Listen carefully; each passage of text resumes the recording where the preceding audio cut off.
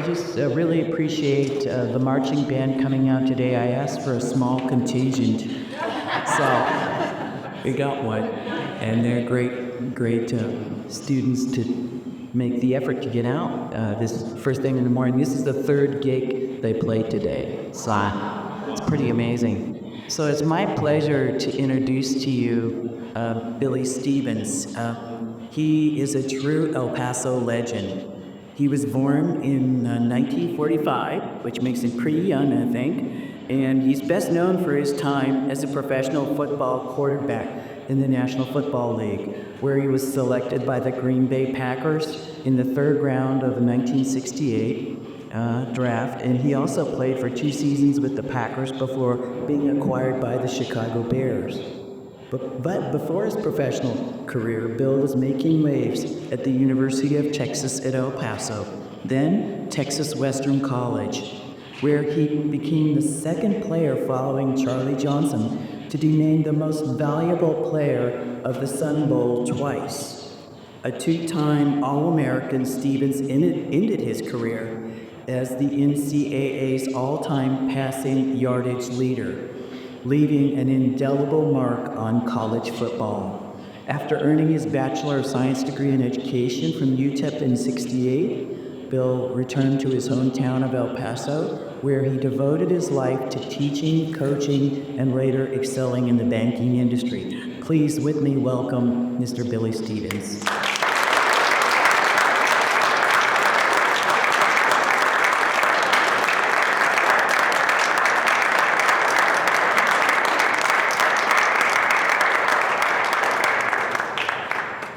As you get older, you need to have a little spring in your legs. Well, it's certainly a pleasure to be here to share my thoughts on the game itself, what led up to the game, and then talking about Tom Lea. Tom Lea was certainly a very special person. But anyway, let's talk about the game a little bit. We had gotten 4 games in a row we won very handily and very large scores. And there was even talk, well, hey, we're going to go undefeated this year. Well, next 3 games we got whipped. Games were close, but still, loss is a loss. So we were 4-3 going into the Utah Bay. And Coach Dobbs called us all together on a Thursday. Practice it. Honestly, I think we were just probably trying too hard because we had lost 3 games. We were now trying too hard and over trying, if you would, because we were making mistakes like crazy. And so Coach Dobbs stopped practice with about 45 minutes to go into practice. Called us all together. We were over in Kidd Field. Back then, that's where we worked out. He called us all together and had us get down on one knee and kind of started chewing us out a little bit about how we better start thinking about what's going to happen and everything. But he expects you to be the best you could be tomorrow. Again, silence. And all of a sudden, Dobbs comes back. He says, and I'm telling you, you're free, white, and 21. No, dead silence. Freddie Carr. So we were in a circle. Freddie Carr was our middle linebacker, black, raises his hand. Coach Dobbs just looks at him like, how dare you interrupt? Well, he said, what do you want, Freddie? I said, well, Coach, not all of us are free, white, 21. And you can see him Dobbs' face like, oh my God, what have I done? He kind of got a grin on his face, then Freddie got a grin on his face. Then all of a sudden we all start to laugh. And Dobbs at that point says, oh, just get the hell off the field. I'm tired of looking at you. And all of a sudden we were back having fun from that moment. We were pushing each other, laughing. We had to come from the Kidd Field through the desert, so to speak, over there, up a ladder and into the Sun Bowl, and then we dressed out over here in the Sun Bowl dressing room. But everybody was just having fun, pushed each other around, laughing. Coaches came into the dressing room. They were all talking to us and kind of, laughing, joking with each other. And it changed the whole atmosphere of the game. We got dressed for get on the bus Friday, go up to Utah. We get to the stadium, have a practice. Then he comes down for the game. And we're very close all the way from the very beginning to the very end. It was a very close game. They were ahead by 6 points. And I had gathered up the offensive team, on the sidelines. And then all of a sudden I get a call from Coach Spiegel, who was the head offensive coordinator. He says, Bill, get the offensive team together on the sidelines and call the play. And Coach, we've already done it. It's not a problem. We're in good shape. We had put together this play, and I know you can't see it. Could y'all see any of that? No, I didn't think so. But anyway, the play was designed where Chuck Hughes was going to come across. Well, let me start over. Utah was famous for a end of this half defense type thing. They ran a 4-4-2, and they were all very deep with the understanding that you weren't going to score a touchdown. You might gain 20 yards, but you're not going to score a touchdown. Well, we had put in this play. They were famous for their, before the half, before the end of the game, always running this particular type defense. So the coaches put in this particular play where Chuck Hughes was going to come across in the middle of the field, in between the deep backs and the other back, who was going to be in the middle.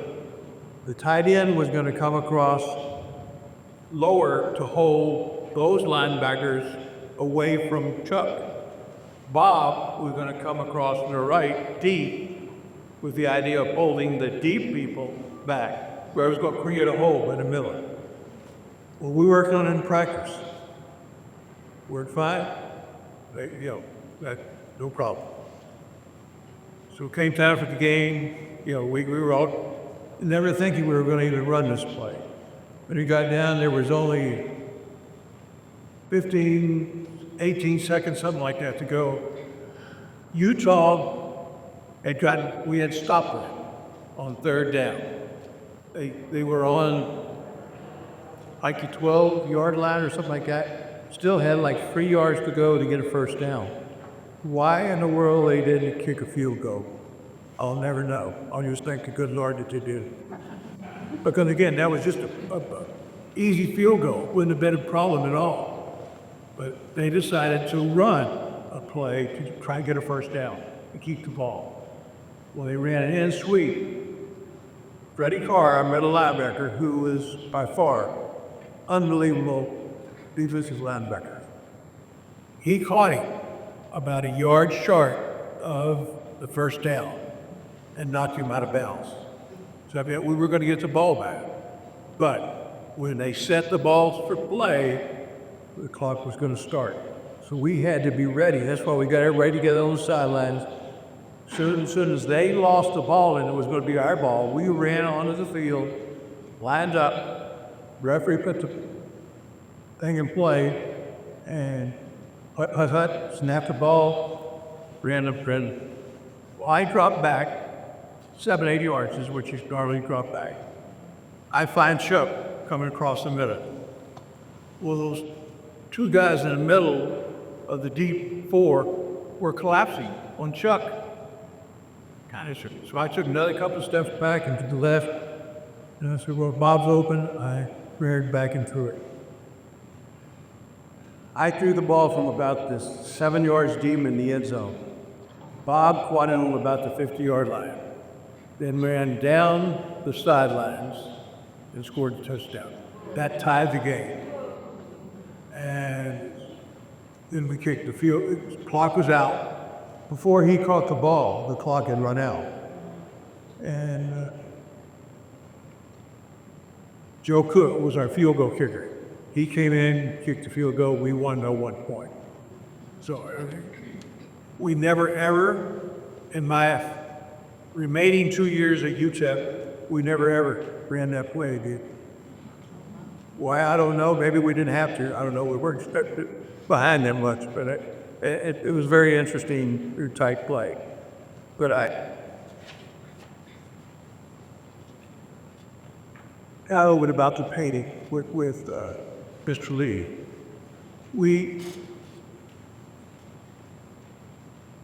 We broke for semester right after this game. The semester was over there. So a lot of the players went home. They could. But anyway, we still had another couple of weeks before school was going to start again. And school starts, and I guess it was about a week or two into the semester. Coach Dobbs calls a meeting over in the big room at the classroom at the gym. And we all get together, and he tells us that Tom Lea was going to paint a painting around that particular play, and it was going to be called The Turning Point. And Tom Lea, I had no idea, never heard of the man, didn't mean anything, any of us for the most part.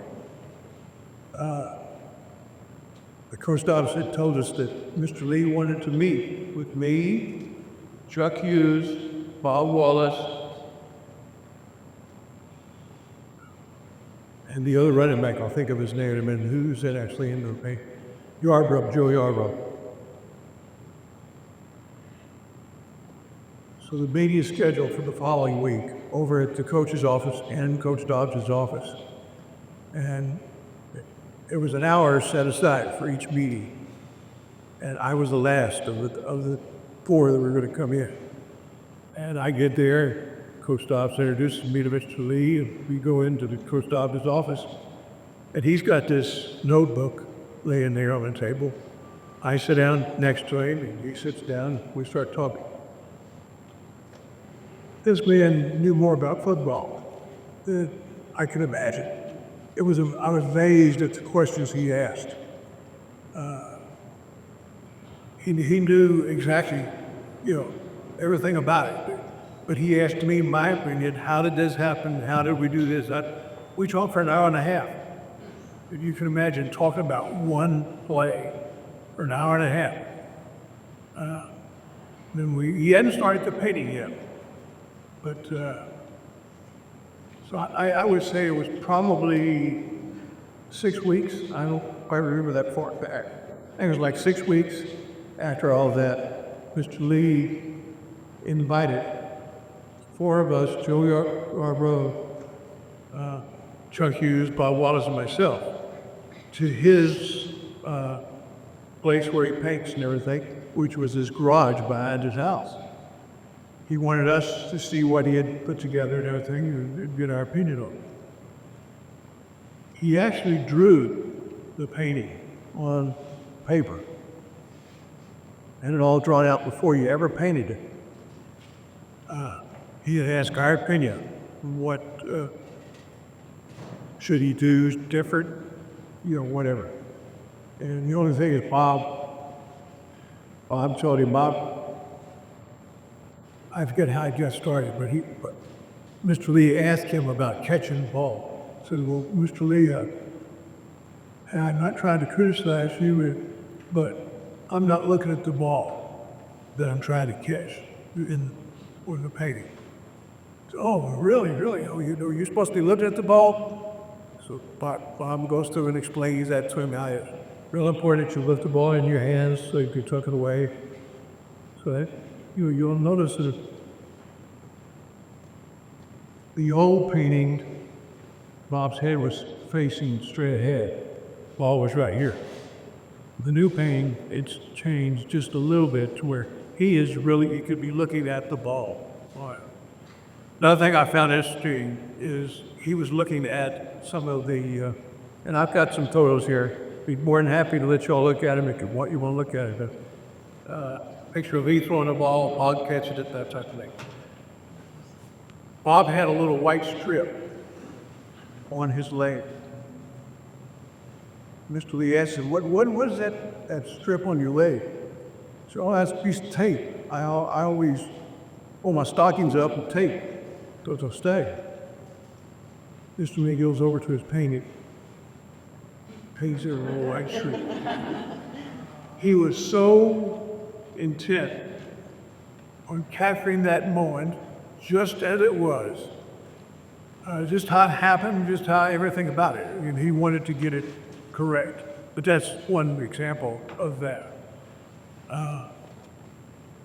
We looked at that painting every which way and talked about it, how this was going to be and how that was going to be there. And he had 4 actual drawings that was going to be put together as the painting.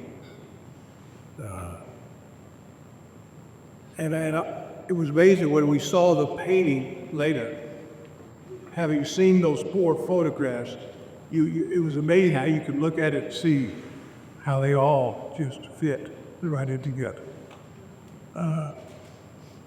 Mr. Lee was something special. We also looked for probably almost at least an hour on a lot of his, I'll call them notebooks, of when he was taking photos during World War II. And it was amazing, some of the photographs that he had, but he was more than happy to share with us. But Mr. Lee, I probably saw him 4 or 5 times after the painting was, done and everything. And he always said, "Hey, Billy, how you doing?" He was just, and I would always say, "Well, Mr. Lee, how are you?" He said, "No, it's Tom." So sorry, I was supposed to start calling him Tom. But it was amazing how friendly he was. And he would always ask you, "Well, how's your family? How's the wife? How's your son? How's this? How's that?" And if you tried to ask him a question like that, very quickly he flipped it back to you, what's going on with your life. But it was quite an experience going through the painting with Mr. Lee. But like I said, I was very, very impressed with his knowledge of football. I would not think that an artist who had never played football had the knowledge that he had to paint this painting. But he did a heck of a job with capturing the moment. And y'all, I don't know if you can see, this is me throwing the ball, and y'all are walking up and look at these, that's me throwing the ball. Well, okay, if you look at the painting when you're going downstairs, that's pretty close to the painting right there with me throwing it. Here's Bob catching. This is close, but not the same. Bob is still a term catching the ball more in the painting downstairs. This is him scoring a touchdown, which is not part of the baby. And this is him running him down the sidelines. Like I said, he caught the ball on about the 50-yard line and it ran down the sidelines for another 50 yards to score the touchdown. But there's pictures of Mr. Lee and Bob and all these. Y'all are welcome to look at them. Come look at them when you get through.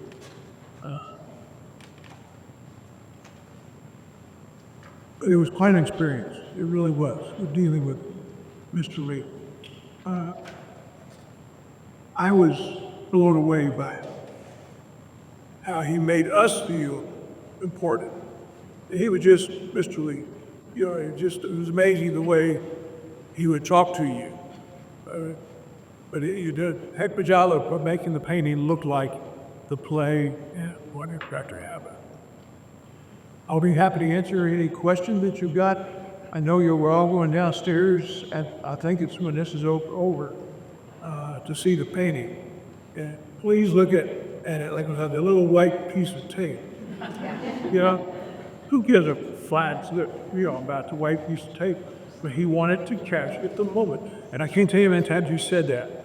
It's important. I need to capture the moment just the way it happened.